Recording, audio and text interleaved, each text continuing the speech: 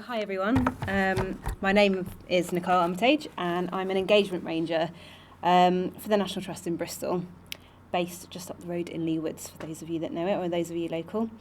And I guess I'm here today to talk about the work of the National Trust in Bristol, and specifically the Trust New Art Bristol, which is a new programme of international, national and regional contemporary art projects, exhibitions and collaborations in and around the National Trust in the Bristol area. So Ruth Gooding is the Contemporary Arts Manager, and she's currently enjoying herself in Canada.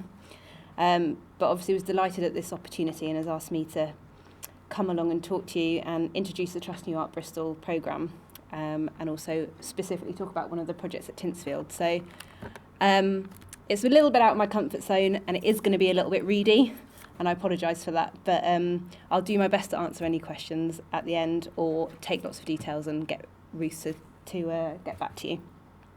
So in my role, just so you know a little bit about me, I coordinate quite a diverse range of events and activities, from apple pressing to den building to creating wild art and delivering last week in the half term a nice nighttime nature walk.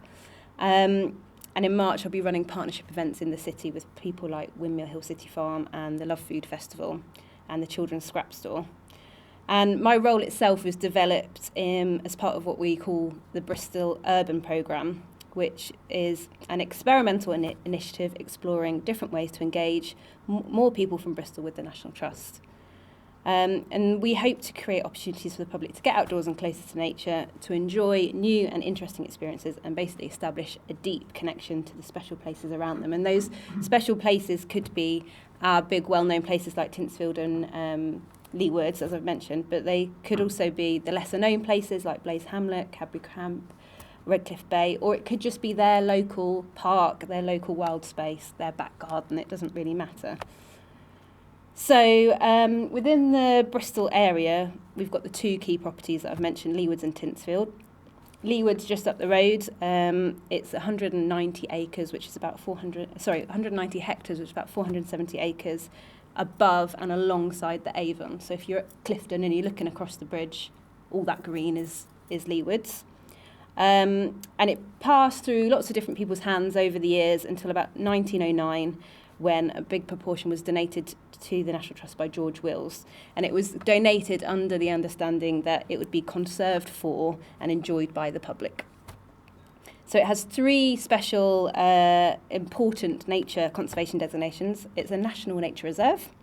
It has European designation as a special area of conservation, and it's a site of special scientific interest. And this SSSI status is for some rare plants, including the Bristol rock cress, and we've also got a large percentage of some endemic white beams, the Bristol white beam, the Wilmot's white beam, and our very own Leewoods white beam.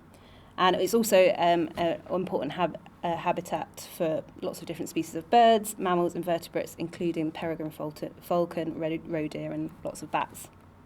So in great contrast, we then have Tinsfield, which is an impressive high Victorian Gothic house, which is set within a 500-acre estate of agricultural land, woodland, historic parkland and formal gardens. And the gardens are obviously very beautiful. I personally love the kitchen garden, if anyone's been down there. So it produces lots of fruit and vegetables, which are then used in the catering offer at Tinsfield. And that's something that we're trying to work harder on, talking through that message and making people realise as well that all the food produced, or most of the food produced, is then used on site.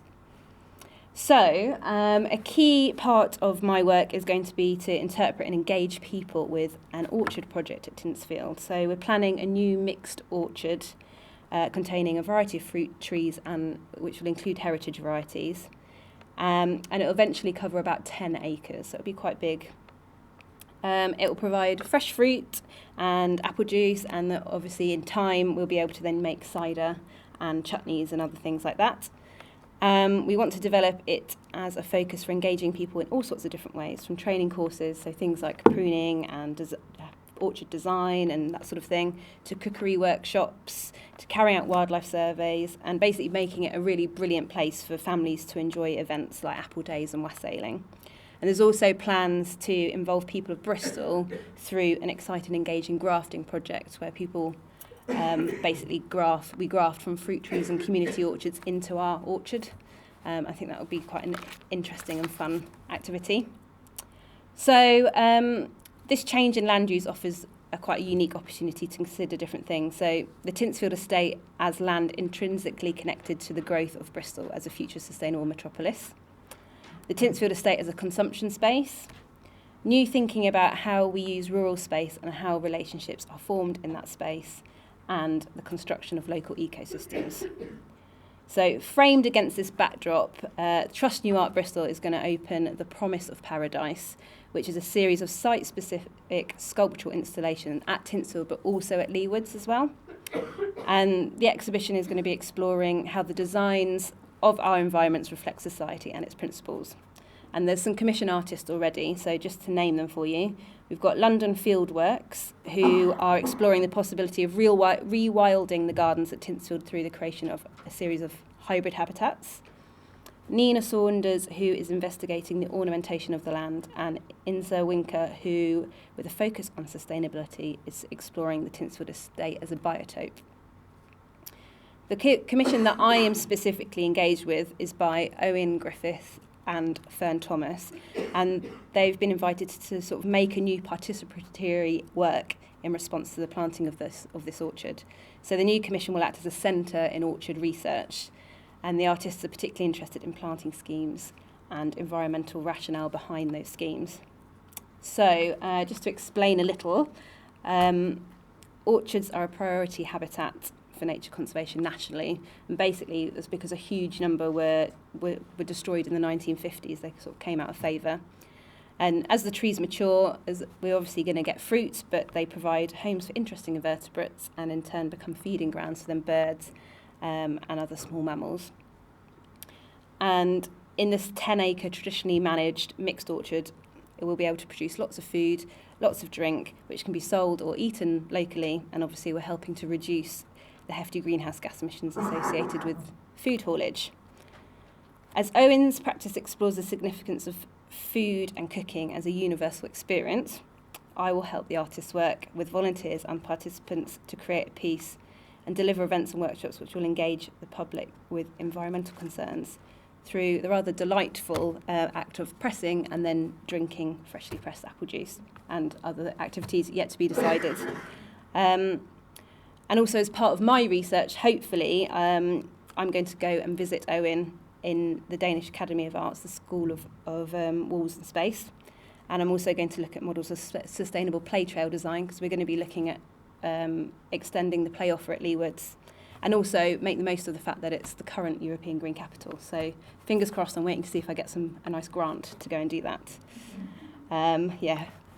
Keep your fingers crossed for me. So just to let you know that The Promise of Paradise opens on the 19th of July, and it will be alongside The Promise, which is a series of commissions which will be found at diverse locations across Bristol, and it's curated by the Arnolfini. So it's going to be part of that. And basically, just to let you know that there is a website, Trust New Art Bristol, if you want to have a little look more.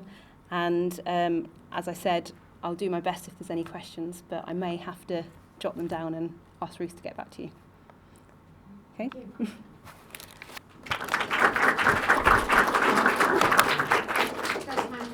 Has anyone got them? Not too tricky? Yeah. The urban programme, is that something that happens in most of the cities in the UK? It's experimental at the moment, so there is some different versions of the programme in some different cities, so London, Birmingham, Newcastle, Manchester, a few others, but they're not all set up the same. So as is contemporary arts, families, which is basically mostly my work, and sports development, but in other areas it might be a slightly different approach. And we're kind of different, we're sort of all around 2.5-year projects which are feeding into central learning, and then the National Trust will decide what to do with that learning. So, okay?